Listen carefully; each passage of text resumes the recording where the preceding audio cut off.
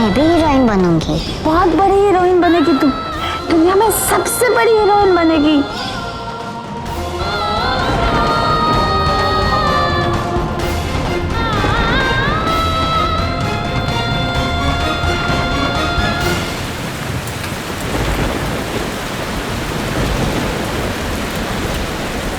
मैं पागल हूँ, मेरा दिमाग खराब हो गया था कि मैंने इसको एक टाइटल दिया हीरोइन। तो हीरोइन नहीं है, तू तो सबसे बड़ी वैम्प है, वैम्प।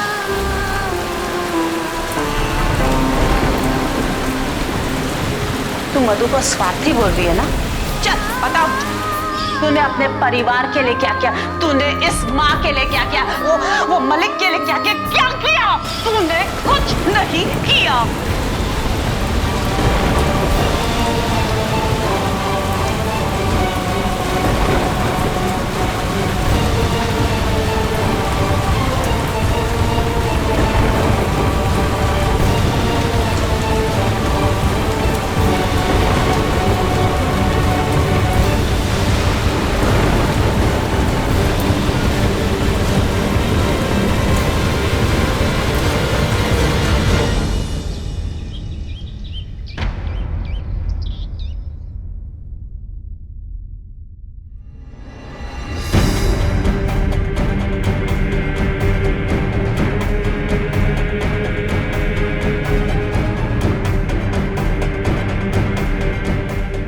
मॉर्निंग मधु जी।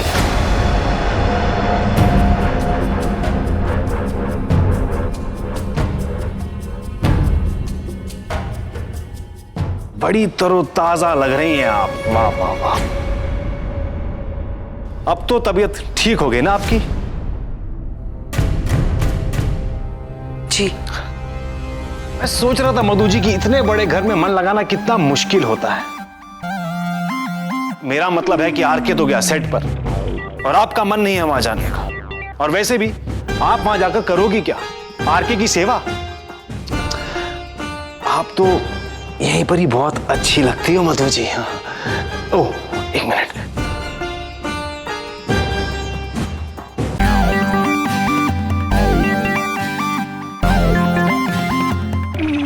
वो मेड लेकर आ रही थी ये सब आपके लिए। मना कर दिया मैंने, कहा कि घर की बात घर के अंदर आए तो अच्छा लगता है। मेरा मतलब है कि घर के सदस्य एक दूसरे का ख्याल रखे तो बड़ा अच्छा लगता है ना मधु जी? सिकंदर जी। नहीं नहीं नहीं, सिक्की बुलाइए।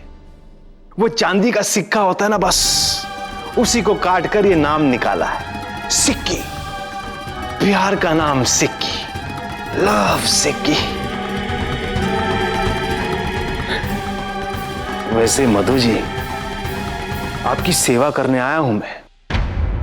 दवाइयां चाहिए हो तो सिक्की हाजिर, फ्रूट्स काट के अपने हाथों से खिलाने हो तो सिक्की हाजिर, खिड़कियां खोलनी हो सुबह सुबह, पर्दे हटाने हो, चाहे पर्दे ढककर अंधेरा करके आपको रेस्ट कराना हो तो सिक्की हाजिर। जो कुछ भी चाहिए हो आपको मधु जी, मुझसे बोलिए बेझिझक। थैंक यू, पर मैं अपनी दवाई खुद ले सकती हूँ और फ्रूट्स भी अपने आप काट सकती हूँ। और रही बात इन पर्दों की, तो उन्हें खोलने के लिए मुझे किसी की जरूरत नहीं। वैसे भी बड़े बूढ़े अक्सर कहा करते हैं अपना काम खुद कर लेना चाहिए। उससे क्या है ना, हाथों और पैरों में शक्ति बनी रहती है। क्या पता किस वक्त जरूरत पड़ जाए।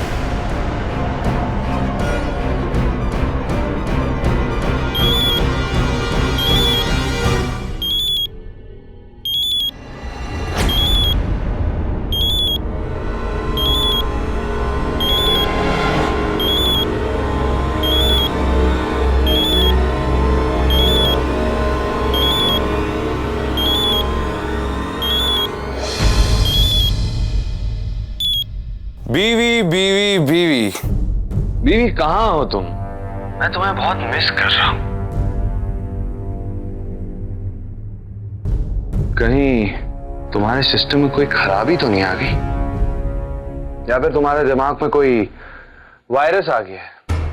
क्योंकि जब तुम्हें चुप रहना होता है। तुम बहुत बोलती हो और जब तुम्हें बोलना होता है तब तुम साइलेंट मोड पर चली जाती हो, जैसे कि अभी।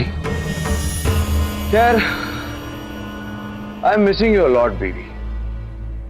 यू नो, तुम नहीं होती हो तो ना तो है कॉफी में वो बात और ना ही स्क्रिप्ट पढ़ने के लिए तुम्हारा साथ। आरके, इनमें से एक भी ऐसा काम नहीं है जो सही सलामत इंसान खुद ना कर सके। पर हाँ, अगर तुम अपने घमंड को सहलाना चाहते हो तो आई एम श्योर सेट पे स्पॉट बॉय या असिस्टेंट होगा, उनसे अपना काम करवा लो।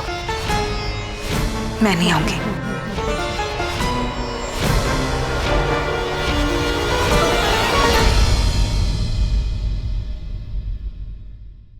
Arrogance. I like it. Bittu ji. Chief ji. Bittu ji, आपकी भाभी जिस भी हाल में हो उन्हें यहाँ बुलाई इसी वक्त। मैं अभी फोन मिला रहा हूँ चीफ।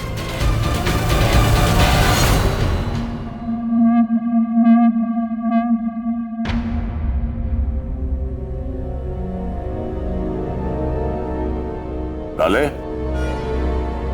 ओ लाले, अबे तेरे कान में पटाखा फटा है जो मेरी आवाज नहीं सुन पा रहा है? हाँ बोल, क्या हुआ? कुछ नहीं डैडी जी। हाँ लाले, कोई बात नहीं, कोई बात नहीं। अच्छा ये तो बता, क्या बोल रही है हमारी बहू मधुबाला? सेट पर जाने से तो उसने मना किया होगा ना, फिर आगे क्या हुआ बोल। ना कुछ आगे ना कुछ पीछे डैडी जी। कुछ नहीं कहा आपकी बहू मधुबाला ने, बहुत शुक्रिया कहकर चुप हो गई वापस से। लाले, तू तो इस तरह नजरें चुरा रहा है जैसे उसने शुक्रिया नहीं कहा बल्कि धक्का दे दिया। कुछ भी कह रहे हैं आप डैडी जी। जेठ हूं मैं उसका, जेठ। हिम्मत उसकी जो मुझसे कुछ कह सके। वाह, बड़ा रौब है मेरे बच्चे में। मेरी लंबाई चौड़ाई ना सही, लेकिन तेरी अकड़ गई है तेरे बाप पर। हाँ तो जेठ जी, जरा ये तो बताइए कि आज आपकी बहू जी सेट पर जा रही हैं या नहीं? चीफ, वो भाभी जी ने आने के लिए मना कर दिया है। अब सर, शॉट रेडी है। बिट्टू जी। जी। अगर आपकी भाभी 3 बजे तक यहाँ नहीं पहुंची तो मुझे आपकी बहुत याद आएगी। मैंने आपसे कहा ना, मैं नहीं आऊंगी। आप मेरी बात नहीं समझ रही हैं। आपके बारे में भी मुझे ऐसा ही कुछ लग रहा है। जब मैंने आपको कह दिया था फोन पर कि मैं नहीं आऊंगी तो फिर। भाभी जी देखिए, चीफ ने मुझे साफ साफ धमकी दी है कि अगर आपको लिए बिना मैं पहुंच गया तो सबसे पहले तो वो मुझे निपटाएंगे, उसके बाद पता नहीं क्या करेंगे। बिट्टू जी, आपकी बहुत याद आएगी। हैं?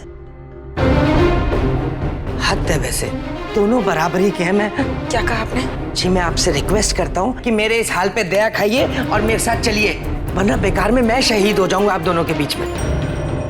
ठीक है, मैं चलने के लिए तैयार हूँ। अब एकदम कैसे मान गई? मैं आपके साथ चलूंगी,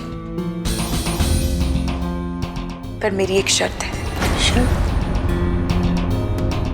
बताइए, पता तो चले क्या शर्त है। अगर आपको शर्त पता भी चल जाए फिर भी आप उसका कुछ नहीं कर पाएंगे, क्योंकि आप चाहते कि मैं आपके साथ चलूं, तो आपके पास और कोई चारा भी नहीं है।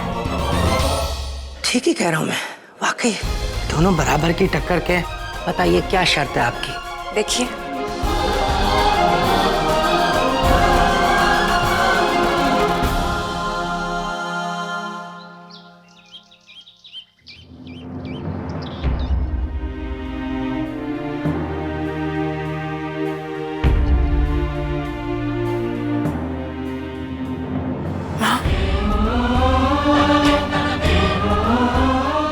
मधु, मधु,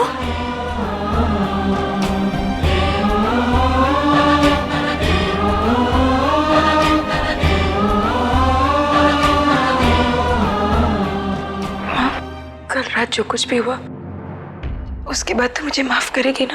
ये तो कैसी बातें कर रही है? बेटा तूने कुछ नहीं किया है, क्यों माफी मांग रही है तू? तेरी कोई गलती नहीं है मधु। अरे तू तो उस आरके के हाथ की कठपुतली थी उस वक्त। लेकिन मधु, आरके अपने घमंड में ये भूल रहा है कि वो भी ईश्वर के हाथ की कठपुतली है, और जिस दिन वो उसे नचाएंगे ना, तो आरके जैसा सुपरस्टार भी कुछ नहीं कर पाएगा। तू बैठ। मेरे पास उतना वक्त नहीं है। मालिक कैसे? धीरे धीरे सुधार आ रहा है। मैं मालिक के सामने कैसे जाऊंगी?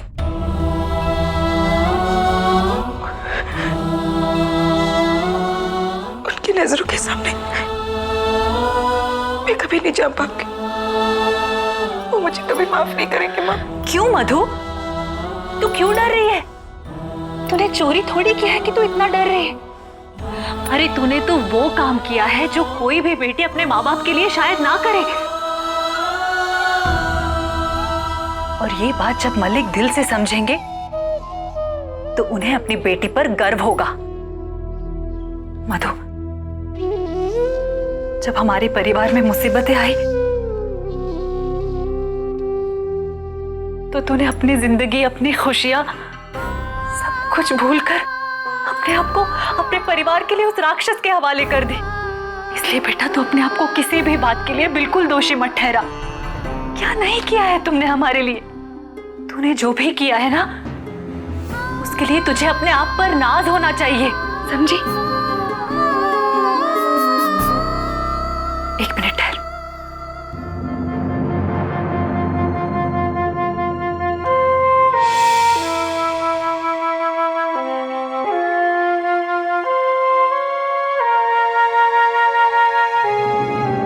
हाथ आगे कर।